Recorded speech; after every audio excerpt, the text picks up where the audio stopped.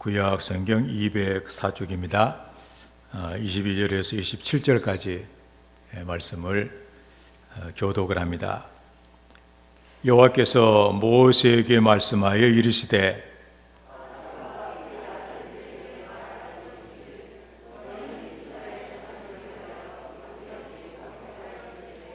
여호와는 네게 복을 주시고 너를 지키시기를 원하며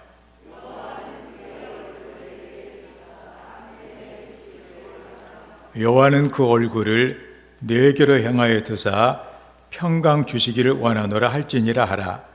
그들은 이같이 내 이름으로 이스라엘 자손에게 축복할지니 내가 그들에게 복을 주리라. 아멘.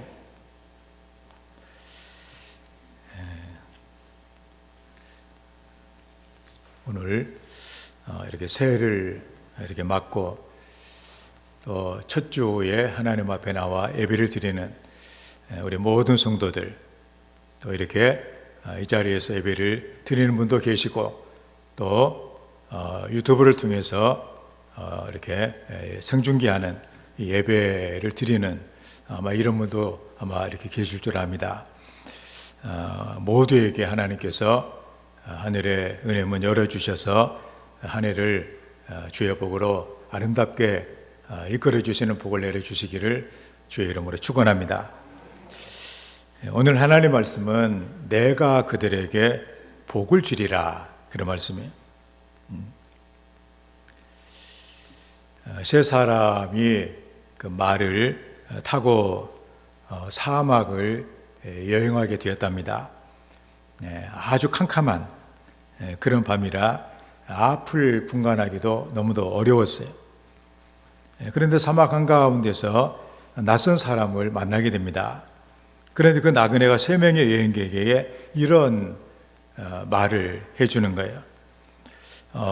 당신들은 여기서 조금만 가면 시내를 건너게 될 것입니다. 그러면 말에서 내리십시오. 그리고 시내가에서 그 돌을 주워갈 수 있을 만큼 주머니에 넣고 가십시오. 아마도 좋은 일이 생길 것입니다. 그랬어요. 그리고 그 나그네는 그곳을 자기 길을 가게 된 것이죠. 세 사람이 길을 가다가 이렇게 보니까 나그네 말대로 시내가 있는 거예요. 세 명은 말에서 내려서 얘기한 대로 여기저기 흩어져 있는 돌을 주워가지고 주머니에다 이렇게 넣었습니다. 생각보다도 돌이 무거워요. 그래서 몇 개만 집어넣고 가지, 그렇게 놓고 이렇게 갔습니다. 그리고 이제 걸어서 다음날 아침에 어느 마을에 도착을 했는데 전날 밤에 시내가에서 주운 돌이 궁금해가지고 주머니에서 꺼내봤어요. 그런데 그것은 돌들이 아니라 다이아몬드에다가 에메랄드에다가 진주와 같은 온갖 보석들이었다고 하는 것입니다. 뒤늦게 이야, 내가 그 사람 얘기를 좀 잘 듣고 호주머니가 찢어져라도 많이 좀 놓고 올 건데, 그러면서 후회를 했다고 하는 그런 이렇게 얘기입니다. 이게 바로 우리 인생에 대한 얘기를 해주고 있는 그런 내용이죠. 사람마다 가치 판단의 기준이 다릅니다. 우리가 어떻게 가치를 이렇게 두느냐에 따라서 인생의 모든 그 형태가 달라지게 돼요. 학생 같으면은 공부하는 것을 아주 중요하게 그 가치를 생각하면 애들이 밖에서 막 놀고 그래도 신경 안 써요. 공부하느라고, 이게 더 중요하기 때문에. 그런데 공부하는 가치를 아주 하찮게 공부 안 해도 잘 살 수 있겠지, 이런 식으로 가볍게 생각을 하다 보면 안 하는 거 아니에요? 나중에 생각했을 때 내가 그때 좀 어른들 말 듣고 좀 잘할 건데, 그런 후회가 될 수도 있다는 사실입니다. 더구나 우리가 하나님을 따르며 섬기는 성도들의 입장에서는 우리는 지혜가 필요합니다. 이제 우리가 얼마 뒤에 우리 하나님 앞에 서게 될 것인데, 그때 내가 어려움 가운데서라도 주님을 잘 믿고 따르면서 하나님 그 뜻을 이룬 그런 삶을 살았다면 그 앞에서 얼마나 그때가 영광스러운 그런 날이 되겠어요. 우리가 성경에서 예배 드린 것처럼 내가 세상에서 정말로 소풍 여행을 정말로 잘했다. 그리고 이제 하나님 앞에 내가 있게 된 걸 너무도 감사한다. 그렇게 인생이 돼야 되지 않냐 그러니. 하나님께서 우리에게 복을 주시기 위해서 우리에게 말씀을 우리에게 주십니다. 하나님은 우리는 대개 열매를 원해요. 복을 갖다가 그냥 갖다 주기를 원한다는 얘기입니다. 열매로. 하나님은 우리에게 복을 주시는데 씨로 주신다는 얘기. 씨로 주셨다는 얘기는 뭐냐? 우리가 얼마나 그 씨를 가꾸느냐, 믿음을 갖고 있느냐에 따라서 달라진다는 얘기죠. 그러니까 똑같은 하나님의 말씀이지만 그걸 갖다가 잘 어려움 가운데서도 끝까지 그 생명을 붙들고 인내하고 그 말씀 가운데 서게 되면 많은 열매가 맺혀지잖아요. 그런데 그 귀한 씨지만 그냥 마음에서 그냥 하찮게 생각을 하고 그렇게 하다 보면 그냥 그 새들이 와서 그 씨 다 주워버리고 것처럼 아무런 우리의 삶에 좋은 영향력도 우리가 누릴 수가 없게 되더라. 그런 말씀이에요. 그래서 우리는 나중에 후회하지 않도록 세월이 얼마나 빠르냐 그런 얘기. 또 한 해가 지나갔는데 올 한 해도 헛살았네 이렇게 하게 되면 얼마나 그 하나님 앞에 참 부끄럽고 죄송스러운 일이 되겠냐 그런 얘기입니다. 그래서 우리 하나님의 그 말씀을 아까 이렇게 세 사람에게 좋은 일이 있을 거다. 많이 집어넣어라. 그래 힘들어 그 말 듣고 잘했으면은 얼마나 복이 되겠냐 그러니. 그런데 이게 무거운데 하고서는 그냥 하나도 없으니까 편하다. 편한 것이 아니죠. 그래서 우리는 많은 열매를 거두는 올 한 해도 우리가 힘들고 어려워도 하나님의 말씀을 꼭 붙들고 때로는 힘들고 어려운 일을 만날지라도 말씀에 굳게 서서 풍성한 열매를 거두는 우리 모든 성도들이 다 되어야 될 줄을 믿습니다. 오늘 본문의 말씀은 그 아론과 그 아들들이 이스라엘을 축복하는 제사장의 그 축복이 이렇게 나와 있는데 성경 전체에 나타나 있는 가장 아름다운 축복 중에 하나예요. 흔히 우리가 이 축복을 아론의 축복이라고 얘기합니다. 바울의 축복, 예수 그리스도의 은혜와 하나님의 사랑과 성령의 교통하심, 이걸 이제 신약을 대표하는 축복이라면 구약에서 대표되는 축복이 바로 본문의 축복이 구약의 대표적인 축복이죠. 그래서 이렇게 하나님이 모세에게 말씀하셔서 여호와께서 모세에게 말씀하여 이르시되 아론과 그 아들들에게 말해 이르기를 너희는 이스라엘 자손을 위하여 이렇게 축복하여 이르되. 하나님은 자기 백성들에게 복을 주시기를 원하신다 그러니 복을 주고 싶은 마음이 간절하다 그러니 그래서 복을 이렇게 빌어주라고 축복을 해달라고 그렇게 말하지 않느냐 그런 얘기예요.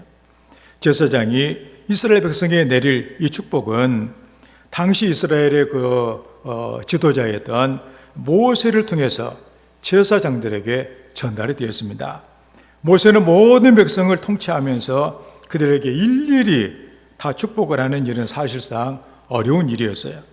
그래서 이스라엘의 그 제사장인 아론과 그 아들들에게 축복할 수 있는 권한을 위임을 해준 것입니다. 그런데 이제 신약에 이렇게 와서는 그 구약 시대의 그 모세와 아론의 역할을 홀로 담당하신 그 존귀하고 거룩한 분이 나타났으니 곧 우리의 영원한 우리의 왕이 되시고 선지자가 되시고 대제사장이 되시는 예수 그리스도시다 그런 얘기입니다. 그러므로 신약시대에 영적 이스라엘 백성된 우리 성도들은 오직 예수 그리스도를 통하여 하나님의 축복을 받아 누리는 이 놀라운 은혜를 누리게 됐다는 사실입니다. 구약시대에는 모세가 하나님을 대신하여 축복하다가 또 이제 아론과 그 아들들에게 축복권을 주게 돼요. 그 신약에 와서는 이제 목회를 하는 목회자들에게 그 권한이 주어지게 됩니다. 여기서 우리가 유의할 것은 바로 뭐냐? 복을 주시는 그 당사자는 그 제사장이나 목사가 아니라는 사실이에요. 그러니까 제사장이나 이 목사를 통해서 말씀하시는 거룩하신 그 하나님께서 그 축복 선언을 따라 복을 주시는 분은 하나님이시다 그런 얘기예요. 다시 말해서 복을 주는 주체는 하나님이심에도 불구하고 그 주의 이름으로, 하나님의 이름으로 축복하는 그 내용을 하나님께서 시행하시겠다, 그런 얘기입니다. 그래서 27절의 말씀에 우리가 보는 대로 그들은 이같이 내 이름으로 이스라엘 자손에게 축복할지니 내가 그들에게 복을 주리라. 놀라운 말씀. 그래서 정말 신앙이 있는 사람들은 이 말씀을 그대로 믿는 거예요. 그래서 그 전에 우리가 얘기들, 지금이야 뭐 그런 일이 거의 이렇게 없겠지만, 전에 미군들이 전쟁통에 우리나라에 많이 이렇게 오고 있을 때, 우리나라 교회에 미군들이 와서 예배를 드릴 수가 없어요. 말이 안 통한다니. 그래서 저들끼리 예배를 드려요. 그런데 꼭 11시 한 50분 정도 이렇게 되게 되면 교회로 온다 그러니 다 같이 와가지고 마지막 축도를 받고 간다는 얘기예요. 왜냐하면 그 축도를 받으면 그대로 된다는 그 믿음이 있기 때문에 그렇게 하는 거예요. 그런데 그냥 좀 시간이 늦었다고 그래가지고 막 그냥 축도도 안 받고 막 뛰어가면 그건 아주 중요한 부분을 놓치는 결과가 된다는 사실입니다. 제사장인 아론과 그 아들들이 백성을 축복하면 하나님께서 그들에게 복을 주시겠다, 이렇게 분명하게 말씀을 하셨습니다. 이 말씀은 오늘 참으로 제가 여러분들에게 주의 이름으로 축복하면 하나님께서 여러분에게 복을 주신다는 그 말씀. 그런 의미에서 우리가 이 신년, 우리가 새해를 맞이하고서 신년 예배를 통해서 우리가 하나님의 이 복을 받는다는 사실이 얼마나 중요하냐, 그런 얘기입니다. 오늘 우리 성도들은 이 예배에 참여해서, 비록 우리 현장에는 코로나19 이렇게 거리두기 때문에 많은 분이 오지를 못했지만, 또 그래도 아마 일부 예배 때도 보니까 몇 분 이렇게 예배를 드리고 온라인으로 예배 드리고 계신 것 같은데, 아마 지금도 예배를 드리는 우리 모든 성도들도 정말 하나님께서 여러분과 가정에 이 말씀이 그대로 이루어지는 이런 복을 내려 주시기를 주의 이름으로 축원을 드립니다. 오늘은 모세가 아론과 그 아들들에게 축복권을 위임하면서 백성들에게 뭘 축복을 하냐, 뭐라고 내 축복을 빌어주냐, 거기에 대해서 우리에게 말씀해 주고 있습니다. 그래서 새해를 맞이하여 이스라엘 제사장들이 백성들에게 어떻게 축복을 했는가 하는 것을 보고 우리도 아멘하고, 분명히 하나님께서 이렇게 말씀하시면 주의 이름으로, 하나님의 이름으로 했을 때 복을 주시겠다고 했으니 우리가 복을 받은 거는 마찬가지로 우리 마음의 풍성함을 가지고 한 해를 긍정적으로 가슴 벅차게 살아가는 우리 모든 성도들이 되어야 될 줄 믿습니다. 그럼 그 내용을 우리가 한번 보도록 하겠습니다. 첫째로 하나님이 지켜주시는 복을 얘기를 합니다. 24절 말씀에 여호와는 내게 복을 주시고 너를 지키시기를 원하며, 우리 현대어 번역으로는 여호와께서 내게 복 내리시고 너를 지켜주시기를 비노라 그랬습니다. 여러분, 복이라고 하는 것은 내가 만들어내는 건 아니에요. 또 내가 나를 지키는 것도 아니에요. 하나님이 지켜주시는 거예요. 내가 지키다가 못 지킨 것이 많아요. 여러분들 돈 벌어갖고 날려버리는 사람 많이 있잖아요. 내가 지키려고 했는데 그냥 안 되는 거예요, 이게. 지키다고 하는 얘기는 히브리 말로 둘레에 가시로 울타리를 철저하게 치다, 그런 얘기. 우리가 보면은 이렇게 울타리라고 하는 거, 사람도 면역 체계라는 거 있잖아요, 이게. 병이 들어와도 울타리가 아주 강하면 병이 들어와도 내가 안 걸리잖아요. 그런데 이 울타리가 약하면 막 들어온다는 얘기예요, 이게. 그럼 마음대로 활동한다, 그런 얘기입니다. 그래서 우리 인생의 둘레에 하나님께서 아주 강력한 울타리를 쳐주시겠다, 그런 얘기. 딱 지켜주신다는 얘기입니다. 이는 세상의 모든 악한 세력으로부터의 보호를 해줄 뿐만이 아니라 우리 가난과 그리고 재앙과 각종 질병과 전쟁으로부터 우리를 지켜주시는 것을 말한다, 그런 얘기입니다. 하나님이 지켜주셔. 하나님이 우리 성도들을 지켜주셔야 됩니다. 시편 127편에 하나님이 말씀하세요. 여호와는 너를 지키시는 이시라. 여호와께서 내 오른쪽에서 내 그늘이 되시나니 낮의 해가 너를 상하게 하지 아니하며 밤의 달도 너를 해치지 아니하리로다. 그렇게 말해주고 있습니다. 옛날 그 헤랏 그스라고 하는 그 성도가 있었는데 예수님을 잘 믿는 그런 성도였던 모양이에요. 그런데 이제 그 예수를 믿는다고 박해자들이 아주 박해를 많이 하는 거예요. 그래서 쫓겨가게 됩니다. 그래서 쫓기다가 이제 가다 보니까 굴이 하나가 있어요. 그래서 이제 굴에 들어가서 이렇게 아주 숨었습니다. 굴이라고 하는 것은 그 뭔가 밖에서 잘 안 보이는 이런 거 피난처도 되지만 한번 발각이 되면 도망갈 데도 없는 이제 아주 그런 곳 아니에요. 그런데 그 헤라크스가 그 굴에 들어가자마자 거미들이 나오더니 막 거미줄을 치기 시작한 거예요. 그리고 곧 추격자들이 쫓아왔어요. 그래서 굴에 들어가서 이게 숨어 있을지 모른다. 굴에 들어가자 하고 했는데 한 사람이 이제 이렇게 보더니 이거 거미줄을 봐라 이거 거미줄이 있는 거 보니까 들어가서 거미줄이 없어야 되는데 그냥 가자. 그리고 이제 없다고 그냥 지나가 버렸던 얘기입니다. 헤라크스는 하나님께서의 부족한 인생을 그 미물인 거미를 통해서도 나를 지켜주셨다고 하나님의 지켜주심에 대해서 감사했다는 그런 내용이 있습니다. 하나님께서 늘 우리를 지켜주시는 분이시다. 이걸 우리는 알아야 돼. 여호와는 너를 지키시는 이시다. 그러니 졸지도 아니하신다. 주무시지도 아니하신다. 지켜주신다. 참 우리는 너무도 어떨 때는 괜히 그 마음이 그냥 불안해가지고 그 마음에 벌써 들어온 거예요. 뭐가 지금. 그래서 마음이 불안해가지고 요즘 공황장애 이런 것도 많잖아요. 괜히 막 겁이 나가지고 세상 살아가기 너무나 힘든 거예요. 그냥 이상한 생각이 나더니 그 생각이 나를 막 지배하는 거예요. 이게 뚫린 거 아니에요. 벌써 하나님이 지켜주셔야 돼요. 그리고 우리의 마음을 먼저 강하게 해주셔서 주변의 모든 것이 허물어지고 그래서 다윗이 하는 얘기 있잖아요. 흔들리는 담과 이렇게 흔들리는 무너지는 담, 흔들리는 울타리. 그리고 사람을 죽이려고 공격하기를 어느 때까지 하려느냐. 그러면서 공격이 오는 그런 이렇게 내용들. 그런데 하나님께서 주의 백성들을 보호해 주신다. 그래서 하나님이 지켜주신 그 내용들이 다윗을 통해서 또 교회사의 수많은 성도를 통해서 얼마나 많이 간증되고 있냐. 그런 말씀입니다. 하나님께서 나를 지켜주신다. 하나님 여러분들 이제 오늘 하나님이 나를 지켜주시겠다고 했다. 그래서 내 마음도 지키시고 내 몸도 지키시고 내 가정도 지켜주시고 지켜주신다. 이런 믿음을 갖고 나가는 하나님의 사람들이 되어야만 할 것입니다. 그래서 시편 121편 4절에 이스라엘을 지키시는 이는 졸지도 아니하시고 주무시지도 아니하시리라 이렇게 말씀을 해주고 있습니다. 이렇게 졸지도 주무시지도 않는다. 세상에도 자지도 않고 사람을 보고 있는 것이 있긴 합니다. 바로 CCTV 그런 내용이죠.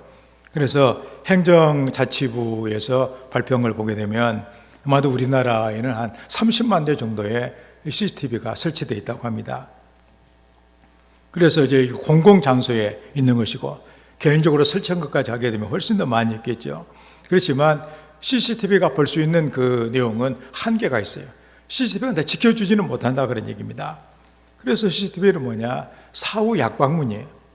내가 당하기 전에 지켜줘야 되는데 당하고 난 뒤에 어떻게 당했나 그것만 보여주는 것이지 그 전에 나를 방지해 주지는 못하더라 그런 얘기입니다. 범인을 찾거나 또는 증거로 쓰일 뿐이다 그런 얘기죠. 그런데 하나님께서 우리를 지켜주시는 방법은 훨씬 더 다른 것 아니에요. 내 마음을 하나님이 지켜주시면 그렇잖아요. 우리가 보면 어려운 일이 있어도 그 어려움으로 받아들이지 아니하고 또 성숙에 또 이걸 통해서 내게 더 복 주시는 것으로 내 마음을 지켜주시면 그 아무것도 아닌 일이 되는 경우도 얼마든지 많다 그런 얘기입니다. 그래서 새해 우리 하나님께서 여호와께서 너를 지켜주신다. 네가 복 내리시고 너를 지켜주신다. 지켜주신다고 하는 이 말씀을 기억하면서 늘 어느 가 하나님이 지켜주셔 마음 든든하게 담대하게 이렇게 한 해를 살아가는 우리 성도가 다 되시기를 주의 이름으로 축원을 드립니다. 다음에 두 번째로 하나님께서 은혜를 베풀어 주시기를 축복합니다. 그 25절에 보니까 여호와는 그의 얼굴을 내게 비치사 은혜 베푸시기를 원하며, 이걸 이제 그 현대 번역으로 보면 아주 그 뜻이 확 와닿게 되는데, 여호와께서 너를 따뜻이 대해주시고 내게 은총 베푸시기를 비노라, 이렇게 해주고 있습니다. 예를 들어서 누가 나를 따뜻하게 대해준다, 얼마나 감사한 일이겠어요. 회사를 갔는데 사장이 나를 따뜻하게 나래지. 왕을 만났는데 왕이 나를 정말로 따뜻하게 대해준다는 얘기예요. 나를 보면서 그 환한 얼굴로 막 이렇게, 그런 얘기예요. 하나님의 은혜를 그렇게 베풀어 주신다는 얘기예요. 만약에 하나님의 얼굴을 돌리셨다, 성경에 보면 그런 얘기가 나오거든요. 하나님이 외면하셨다, 불러도 대답이 없어요. 얼마나 그 절망이냐, 그런 얘기. 하나님의 얼굴이 우리에게 열려져야, 하나님께서 나를 따뜻하게 나를 대해 주셔야 내 모든 인생이 따뜻한 인생이 된다, 그런 얘기입니다. 그게 바로 은혜다, 그런 얘기예요. 죽느냐 사느냐 열쇠가 하나님의 얼굴이에요. 하나님께서 여러분들을 언제라도, 여러분들이 죄를 짓고 마음이 괴로워도 하나 따뜻하게 여러분들을 대해 주시고 여러분을 용서하시고 인도하시는 은혜를 주신다면 얼마나 감사한 일이겠냐, 그런 얘기입니다. 우리에게는 하나님의 은혜가 필요합니다. 여러분들 그 얼굴을 비춰주신다 그랬는데, 해라는 것이 얼마나 중요한 존재예요. 해가 떠오르게 되면 우선 밝아져요. 그리고 따뜻해집니다. 이 두 가지, 밝아지고 따뜻해진다, 우리 인생에서 너무나 중요한 거예요. 내 마음이 정말 이렇게 따뜻해지고 밝아져야 돼요. 마음이 어둡고 마음이 차가워지면 그건 이제 나로 말미암아 주변이 힘들어지게 되는 그 배경이 된다는 사실이에요. 그 사람, 여러분 마음이 늘 밝고 따뜻하면 주변도 굉장히 밝아지는 거예요. 여러분 마음이 차갑고 막 어둡게 되면 주변도 같이 어두워지는 거 아니에요. 그러니까 하나님께서 여러분들을 따뜻하게 대해주시고 은혜를 베풀어 주셔서 여러분들도 그 따뜻함이 여러분을 통해서 나가는 이런 한 해가 되어야 될 줄로 이렇게 믿는 것입니다. 그래, 그걸 누가 주느냐? 은혜는 누가 주느냐? 하나님이 주시는 거예요. 내가 만들어내는 거야. 내가 만들어낼 것 같으면 다 만들어내죠, 내가. 그렇지만 하나님께서 은혜를 주셔야 돼요. 그래서 우리가 그 이사야, 우리가 그서에도 보면은 주여 내게 은혜를 베푸소서, 은혜를 베풀어 달라고. 주는 아침마다 나를 돕는 팔이 되시고 환난 때에 나의 구원이 되어 주시라고. 은혜가, 하나님이 베풀어 준 은혜가 우리에게 있어야 된다는 사실이에요. 그래서 우리의 마음이 늘 밝고 따뜻해야 그게 바로 세상을 살아갈 열매가 있는 인생이 된다는 사실입니다. 한 사람을 소개하면 25년 동안 출판계에서 일을 하던 그런 사람이 있었어요. 그는 쉬는 날도 없이 열심히 일을 했습니다. 어떻게 해서 성공한 인생이 되어 보겠다고 너무 열심히 일을 하다 보니까 그만 디스크에 걸려가지고 3년 동안이나 바닥에 침대에 누워있는 신세가 된 거예요. 얼마나 괴로운 일이게 뛰어다니고 있다가 꼼짝도 못하고, 허리 아프면 여러분들 뭐 꼼짝 못하잖아요. 그냥 그 자리에 눕게 됐는데, 열심히 교회를 나가면 신앙생활했던 아내가 당신 그 누워서 그 심심하니까 책이나 좀 읽으라고 그래 준 것이 뭐 성경책이었어요. 특히 잠언을 좀 이렇게 읽어보고 교훈을 받으라고 이렇게 했다고 합니다. 그렇게 해서 그는 생전 처음에 성경이라고 하는 책을 읽게 된 거예요.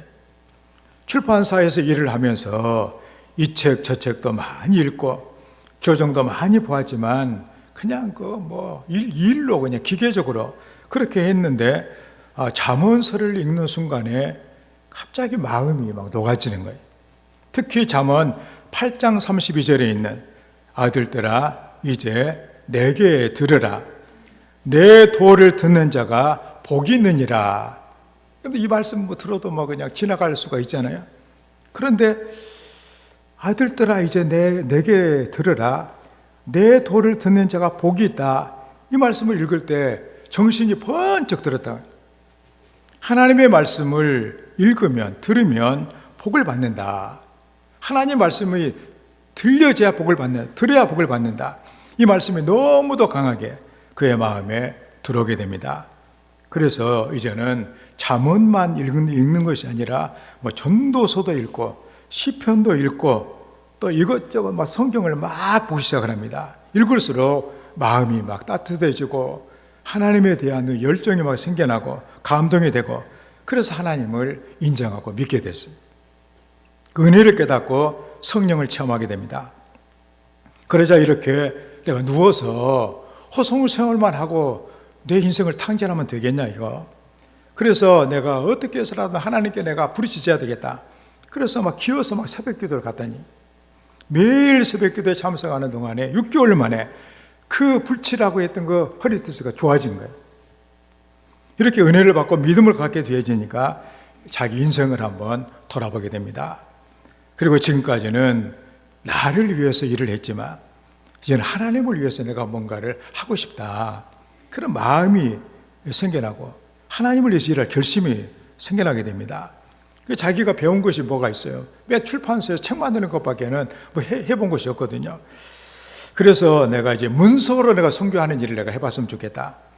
그래서 문서 선교하는 출판사를 세우고 출판사 이름을 규장 출판사라고 이름을 지었어요. 그리고 이슬비 전도 편지를 만들어 가지고 안 믿는 사람들에게 이슬비에 젖어서 이렇게 뭐 젖는 것처럼 복음을 전한다. 편지를 보내 가지고 마음을 녹아지게 하는.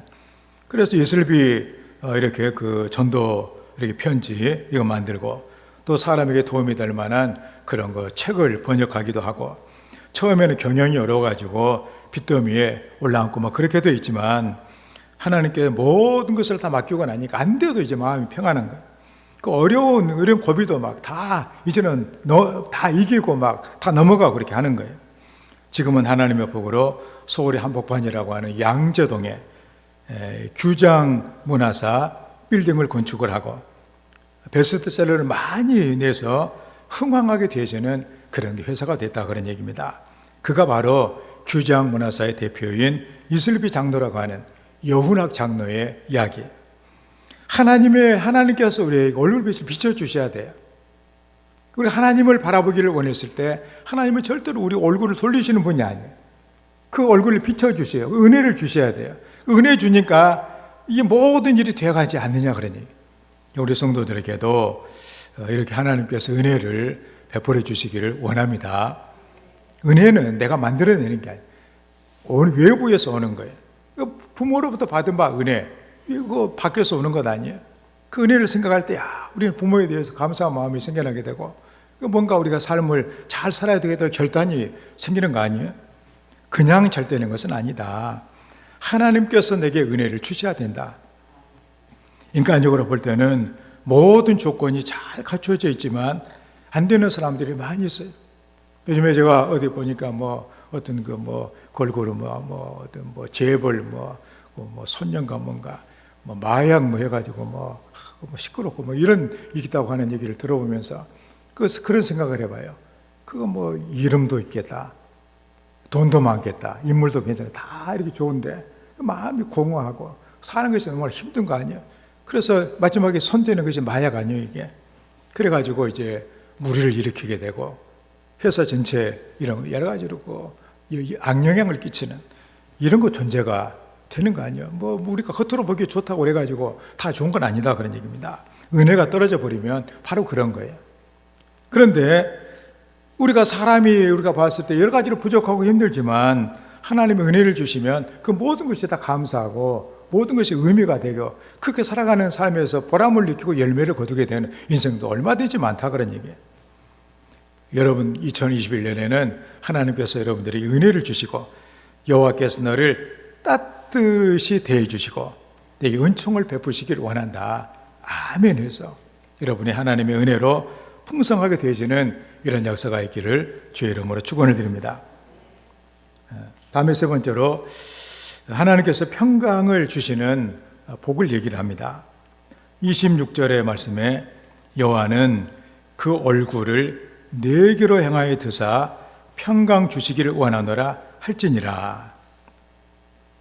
현대 번역으로 보면 여호와께서 따뜻한 눈길로 너를 감싸주시고 내게 평화가 깃들게 하시기를 비노라. 그렇게 말해주고 있잖아요.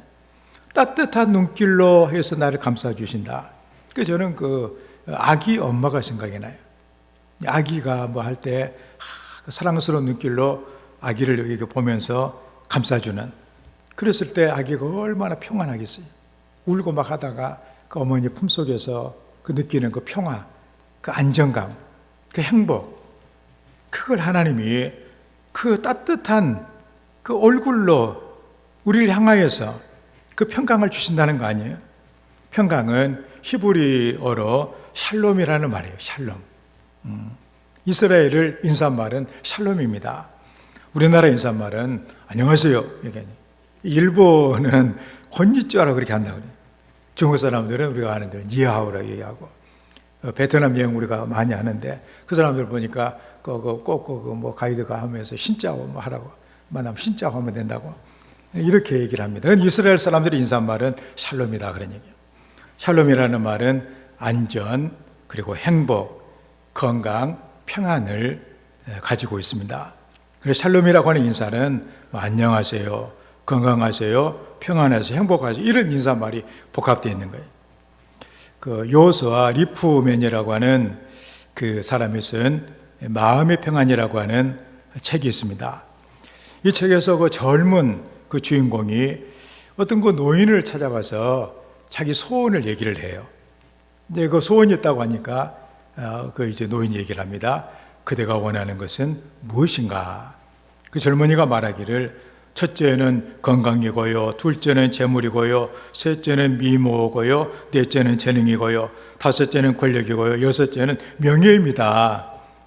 그걸 이제 많이 달라 그런 얘기죠, 이게. 그래서 청년의 소원을 다 듣고 노인이 웃으면서, 청년, 그것이 자네를 만족시켜 줄 수 있을 것 같은가? 자네가 이루고자 하는 그 모든 소원을 다 이룬다고 해도 평강이 없다면 자네는 아무것도 그걸 즐길 수가 없다네. 그렇게 고면해 줬다고 합니다. 건강, 재물, 미모, 재능, 권력, 명예, 평강이 없으면 누리지를 못한다. 이게 진리 아니에요, 이게. 평강이라고 하는 이것은 삶의 가장 기본적인 복입니다. 이게 바탕이 돼야 돼요. 평강은 삶의 가장 근본적인 필수 요소다 그러니. 근데 평화가 어디서 오는가? 평화 돈이 많다고 오는가? 없다고 그랬잖아요. 주님은 요한복음 14장 27절 말씀에 평안을 너에게 끼치노니 그 나의 평안을 너에게 주노라. 내가 너에게 주는 것은 세상에 주는 것 같지 아니하리라. 너희는 마음에 근심도 말고 두려워하지도 말라. 이렇게 말씀을 하십니다. 하나님께서 바로 주님의 평안을, 내가 주는, 주님이 주는 나의 평안, 그거 준다고 그랬잖아요. 그 평안을 가지고 살아가는 우리의 성도가 되어야 될 줄을 믿습니다. 이 데일 카네기라고 하는 사람은 우리 잘 아는 유명한 이런 거 상담자 아니에요? 늘 그는 그 환한 얼굴로 평화스럽게 또 행복하게 이렇게 살고 있었다고 합니다.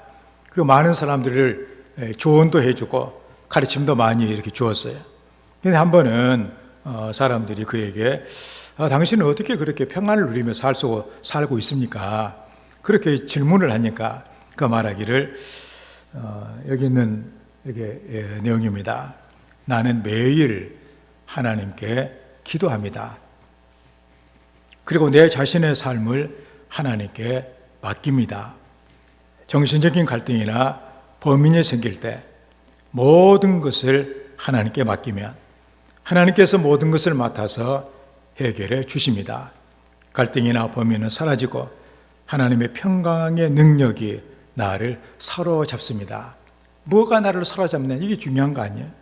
그런데 하나님의 평강의 능력이 나를 사로잡는다. 그런 말씀. 하나님을 기도하고 의지하니까 하나님께서 자기를 이렇게 사로잡겠네. 사로잡힌다는 거 얼마나 중요한 거예요. 여러분들이 악한 것에 사로잡혀 봐요. 인생이 얼마나 힘들어져, 이게. 괜히 막 무서운 것이 막 보이고 그냥 겁이 막 나고 아주 우리가 보기에 너무나 힘들게 살아간다 그런 얘기입니다. 하나님을 의지를 해야 됩니다. 하나님을 의지하는 그곳에 하나님의 능력이 있다는 사실. 우리는 지금 새벽기도 시간에 우리가 지금 그 다윗에 관한 다윗의 그 시편을 우리가 지금 시편을 보고 있는데, 우리가 이제 봤던 그 시편 63편을 이렇게 보게 되면 그 다윗이 그 말년에 힘들고 어려운 일을 만나는 그 배경을 갖고 있어요. 우리가 보면 다 이렇게 젊었을 때는 고생을 하더라도 나이가 좀 들면은 좀 편안해 되잖아요, 이게. 그걸 사람들이 원하거든요. 근데 다윗은 말년도 아주 험하게 하죠. 심지어는 신하들이 이렇게 꼬여가지고 꾀고 막 해가지고 충동질해가지고 자기 아들이 아버지를 죽이고 왕이 되게도 반란을 일으켜요. 그래서 다윗은 신발도 신지 못하고 왕궁에서 쫓겨나요. 그러니까 사람들이 욕을 막 해요. 야, 하나님 믿고 따른다고 하더니 족골 바라고 왕위에서 아들이 저렇게 죽이려고 하고, 왕은 이제 그 아들은 이제 그 왕자리에 앉아 있고 이제 온갖 힘패를 부리고 있고, 다윗은 막 쫓겨나갔는데 사람들이 있는 곳에는 가지도 못하고 그 유대 광야 아무것도 없는 곳에 피해 있을 그때, 대개 사람들 같으면은 내 인생이 이제는 끝이 난 것 같다. 어떻게 회복이 가능하겠냐, 이게. 차라리 죽자, 이런 생각을 할 거예요. 그런데 다윗은 하나님을 의지하는 이런 마음을 갖고 있어요. 그래서 시편 63편 3절부터 보면은 이런 말씀이 있습니다. 주의 인자하심이 생명보다 나음으로 내 입술이 주를 찬양할 것이라. 이러므로 나의 평생의 주를 송축하며 주의 이름으로 말미암아 나의 손을 들리이다. 골수와 기름진 것을 먹음과 같이 나의 영혼이 만족할 것이라. 나의 입이 기쁜 입술로 주를 찬송하되 내가 나의 침상에서 주를 기억하며 새벽에 주의 말씀을 작은 소리로 읊조릴 때 하오리니 주는 나의 도움이 되셨습니다. 내가 주의 날개 그늘에서 즐겁게 부르리이다. 우리는 이걸 언뜻 들으면 아주 좋은 분위기 가운데서 한 걸로 생각하지만 배경을 보게 되면 이렇게 인생으로서 아주 만신창이가 되어 있는 상태에 세상에 자기 아들이 자기 아버지를 죽이겠다고 반란 일으키고 왕자리에서 쫓겨내고 지가 앉으면 행패를 부리고 자기를 쫓아다니고 있는 게, 광야 아무것도 없는 곳에서 있는 그 심정이 얼마나 괴로운 심정이겠어요. 그렇지만 그는 그렇게 얘기하잖아요. 주는 나의 도움이 되셨다. 내가 주의 날개 그늘에서 즐겁게 부르리이다. 그게 바로 하나님을 믿는 사람의 마음이다, 그런 얘기. 그래서 하나님이 그런 가운데서 자기를 지켜주고 있다는 사실을 믿고 있는 거예요, 지금 다윗은. 이게 신앙이다, 그런 얘기예요. 꼭 우리가 좋은 일이 있어가지고 그런 것이 아니라 힘들고 어려운 그 순간에 그는 하나님을 의지하고 힘을 얻고 오히려 평강을 누리고 있는 그 모습을 우리는 본다는 사실이에요. 그래서 오늘 우리 성도들도 참으로 하나님께서 내가 하나님을 의지하면 하나님이 우리에게 이 뭔가 이런 거 지켜주시고 또 은혜 주시고 평강을 주셔야 돼요. 그래야 우리가 사는 거예요.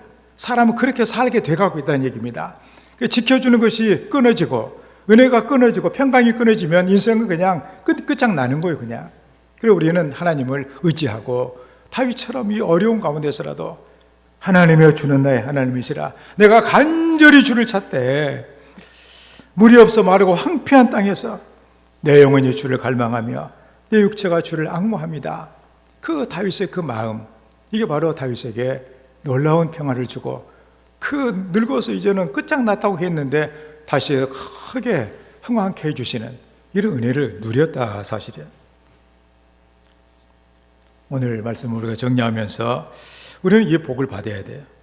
그런데 오늘 우리가 주신 말씀에 우리가 한번 주목을 하면서 보는 것이 뭐냐면은 24절 우리가 이렇게 말씀을 우리가 이렇게 보게 되면 여호와는 내게 복을 주시고 너를 지키시기를 이렇게 원한다, 이렇게 말씀을 하고 있어요. 복을 주시는데 누구에게 주냐 하면 내게 주신다. 다시 말해서 너희들에게 복을 주신다고 말하지 않냐고 너에게 주신다고 말씀해 주고 있다는 사실. 25절도 마찬가지예요. 여호와께서 그 얼굴을 내게 비추사 너에게 준다는 거예요. 너희들에게. 우리가 보면 너희들 모두 이렇게 하게 되면 나는 또 뭐 다수결 정도니까 내가 빠질 수도 있다는 생각을 하는데 성경은 그렇게 말하지 않아요. 이 복을 주실 때는 너에게 준다고, 너라고 하는 그 개인 단수를 쓰고 있다는 사실입니다. 그래서 본문에서 대제사장이 이스라엘 백성 전체를 놓고 축복을 하고 있습니다. 그래서 당연히 여러분 모두에게 복이 있을지 이렇게 말할 수도 있잖아요. 그런데 성경은 그렇게 하지 않아요. 간단합니다. 하나님께서는 한 사람 한 사람을 한 사람의 특수한 상황 가운데 특수하게 지켜주시기를 원하신다 그러냐. 특수하게 복을 주시기를 원하는, 다 복의 내용이 다 달라요. 이렇게 하나님께서 내게 주시는 복이 따로 있다. 내게 주신 복이 있다. 이걸 생각하면서 여러분 모두 한 사람 한 사람에게 지금 하나님 복을 내리고 있다는 그런 사실입니다. 이렇게 오늘 말씀을 우리가 기억하면서 하나님께서 우리의 성도들을 한 해 동안 이렇게 지켜주시고, 나를 지켜주시고, 내게 은혜를 베푸시고, 내게 평강을 주시는, 내게 주시는 이 복을 받아 누리고 승리하는 우리 모든 성도가 다 되시기를 주의 이름으로 축원합니다. 오늘 말씀을 생각하면서 하나님 우리 아버지께서 우리에게 그렇게도 간절하게 복을 주시기를 원하시고, 또 이렇게 우리를 불러서 또 우리가 하나님 앞에 예배를 드리며 영광을 돌리게 주셨으니 우리에게 믿음을 주시고, 하나님 나를 불쌍하게 주셔서 나를 지켜주시고 은혜를 베풀어 주시고 또 평강을 이렇게 주시는 은혜를 허락해 주시옵소서. 우리 함께 기도합니다. 하나님 우리 아버지여, 우리를 사랑하셔서 이렇게 복된 한 해를 살게 도와주신 은혜와 사랑을 감사드립니다. 아버지 하나님, 향하는 죄의 백성들 우리 하나님께서 기억하시고 우리 주님의 저들을 도와주시기를 원합니다. 하늘의 문을 열어주시기를 원합니다.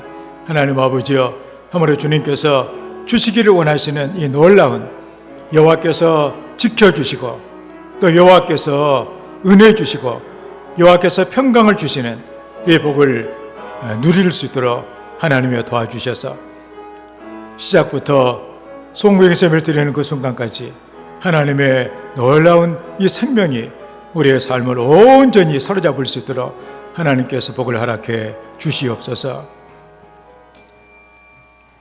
아버지 하나님 감사합니다. 우리를 사랑하셔서 우리 새로운 한 해를 살아갈 수 있도록 놀라운 은혜를 주셔서 감사합니다. 하나님 아버지여, 우리는 복을 받아야 됩니다. 이 시간에 불쌍히 여겨 주셔서 이 한 해 동안 하나님의 복을 받고 열매가 있는 그런 복된 성도의 삶이 되게 하여 주시옵소서. 하나님께서 한 해 동안 우리를 지켜주시는 복을, 은혜 베풀어 주시는 복을, 평강을 주시는 복을 받아 누리며